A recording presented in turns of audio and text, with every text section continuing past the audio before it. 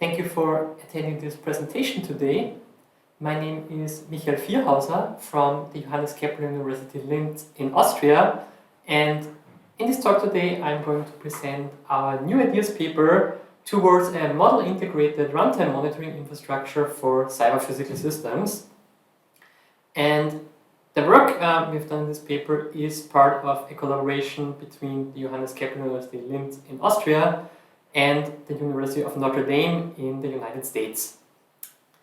And before I'm going to talk about our approach on model-integrated runtime monitoring, let me provide a brief introduction into the area of runtime monitoring in general and a bit of background information.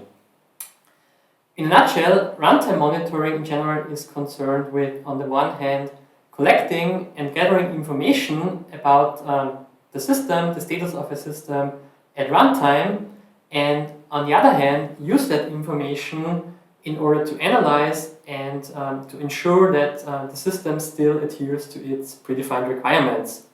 For example, by checking constraints based on the collected data at runtime or checking certain rules.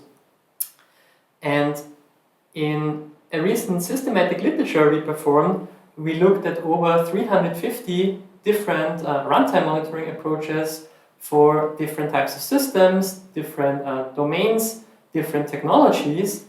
And what we basically learned is, regardless of the actual domain, let it be service-based systems, embedded systems, or other kinds of systems, there is often a significant amount of upfront investment required to actually create those monitors that collect the data, implement the infrastructure, set up the entire infrastructure, and then in the long run maintain that monitoring infrastructure as the system evolves. And this is basically the second important point, what we learned, that the monitors and the runtime monitoring infrastructure itself needs to co-evolve with the system that it monitors. For example, changes in the system, new features that are added, changes that are performed in the system, they need to be reflected in the monitoring infrastructure and the monitors themselves. Otherwise, there is a danger that the data that's collected is not accurate anymore, data is missing, or the constraints that are defined, they become stale and outdated, or lead to false positive constraint evaluation results. And with our approach, the idea was to provide support for creating monitors and maintaining the monitors and infrastructure in the long run. And the idea of the approach is to rely on well-established model-based techniques to, on the one hand, reduce the effort for creating and adapting the infrastructure, and on the other hand, maintaining the infrastructure and the corresponding monitors over time. And one fundamental aspect of our work is that the runtime monitoring infrastructure itself is applicable to any kind of system. So we are not limited to model-based systems. The approach and the infrastructure should be applicable and usable with non-model-based traditional systems as well. And that means we don't want to have or create a full model of the system, but only model those parts, those properties that are actually relevant for monitoring, where data needs to be collected, where constraints, for example, need to be checked. And in a second step, use that created model to automatically generate monitoring code. On the one hand, generate a monitoring API, if necessary, to support instrumentation of the system, and on the other hand, generate the runtime model, where the runtime data is then collected and maintained. And as part of our approach, we created a monitoring meta model. Due to lack of time here, I'm not going into detail. A full description of the meta model can be found in the paper, but that meta model basically serves as the basis for our infrastructure. And to give you a brief overview of the framework we've been creating, which is the ModIRMO framework, which basically consists of 3 major parts. The first part, since it's about model integrated monitoring, is the model part are the different models we are using for subsequent generation of the framework. As already mentioned, the basis for the approach is our monitoring meta model that describes the basic concepts and elements required for monitoring. And the second part is what we call the domain model fragment. And that domain model fragment is basically that partial model of the system that should be monitored, containing the relevant properties, relevant parts of the system that are actually monitored. And we use those 2 parts then to create what we call the augmented domain model, which basically relays and connects information from the domain model fragment and the monitoring meta model, defining which parts should be monitored, what kind of data is monitored, what the data looks like, and also, for example, where the data is sent to. And this augmented domain model then serves as the basis for generating the respective monitoring code. And on the one hand, as mentioned, we use that to create and instantiate the runtime model, which then serves as the runtime instance of that augmented domain model, which then can be used for checking constraints based on that model by attaching a respective constraint engine. The data in the model could be used for data visualization, or could be stored, for example, in some kind of time series database, for example. So that is the actual runtime monitoring infrastructure, the model side that contains the runtime data. And the second part we are generating from that augmented domain model is a runtime monitoring API. That's basically a component, depending on the technology used, that can be directly used with the system or device that provides the runtime monitoring data, where interfaces are provided to easily then send the data to the runtime monitoring infrastructure. And this connection, this data forwarding is done by a message broker, and information regarding the different data that's sent, the location where data is sent to, is based on the augmented domain model and is generated in both parts in the runtime monitoring infrastructure by generating a connector and also in the runtime monitoring API. And as a first step, in this new ideas paper, we have created a prototype implementation of our framework, and we performed an initial evaluation using the Terology system, which is a system for managing both physical and simulated UAVs and performing missions with them. And what we did in our evaluation, first we created this domain model fragment, which basically contains the relevant information, contains information about the drones, the different properties that are attached to the drone, and the data we need in order to perform constraint checks on the status of the system and whether the drones and the systems and the system itself behaves the way it's intended.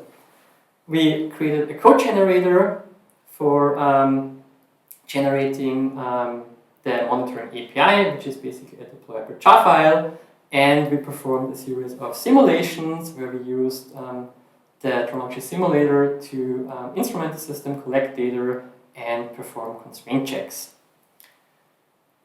And as part of our ongoing and future work, we are looking in 3 different areas. First part is constraint evaluation to extend the scope of the constraint checks.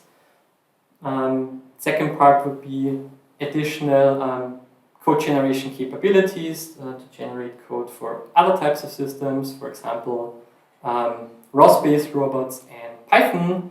And the third direction would be adding self-adaptive monitoring capabilities to be able to adapt the monitors themselves. Thank you.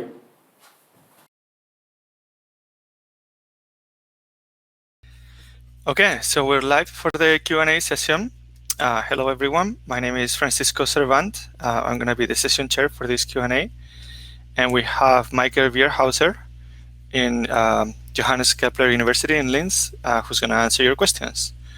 So if you have questions, please write them in the chat, and Michael will answer them. So first, I like to wait a little bit for the audience to ask their questions.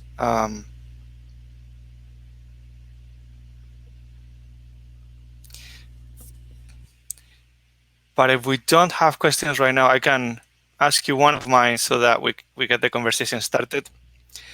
And like I said, for the audience, if you think of your questions, just write it in the chat and we will go over them. So I had a pretty general question about your proposal here, which is more in terms of, so physical systems have characteristics that are different from software systems, right? Yes. Many different ones. So can you speak a bit about what makes them harder to monitor or different to monitor, and why you can't really reuse other monitoring systems that already exists for software? So I think one thing we've definitely seen, especially with the system we've been working with, the drone system, is that you have multiple instances of one particular device, for example. You don't have just one system. You have multiple instances, for example, of a drone with an onboard computer that has sensors that basically exist multiple times. And you get data from all those different systems or all those different parts of the system. And you want to collect that data in probably a central point, and then want to perform, for example, some constraint checks. And one advantage we think by using a model-based approach is that you actually, in fact, need to just model the characteristics of the system once. You can define what properties you're interested in monitoring, what the different parts are. For example, in terms of hardware, sensor data you could want to collect from, have that in the model, and then use the code generator to actually generate the monitoring code and deploy that generated code, the API or the monitoring component, whatever is the result of the code generator. You can take that and deploy that to those multiple instances of, for example, a drone or a robot, without the need of actually implementing the same thing multiple times. I see. Thank you.